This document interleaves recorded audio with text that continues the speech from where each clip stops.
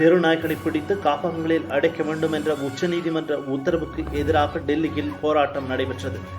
போராட்டத்தில் ஈடுபட்டவர்களை காவல்துறையினர் கைது செய்து வாகனங்களில் ஏற்றும் போது இரு தரப்புக்கும் இடையே கைகலப்பு ஏற்பட்டது. பெண் காவலர் ஒருவர் போராட்டத்தில் ஈடுபட்ட பெண்ணை தாக்கியதற்கு கண்டனங்கள் வலுத்து வருகின்றன.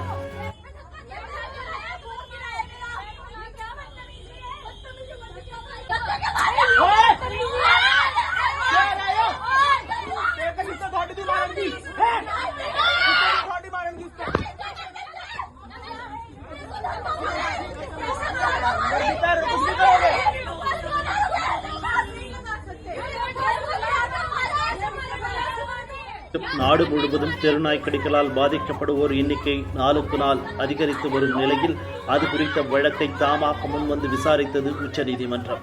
டெல்லியில் உள்ள தெருநாய்கள் அனைத்தையும் பிடித்து காப்பகங்களில் அடைக்க வேண்டும் என்ற உத்தரவு பிறப்பிக்கப்பட்டது.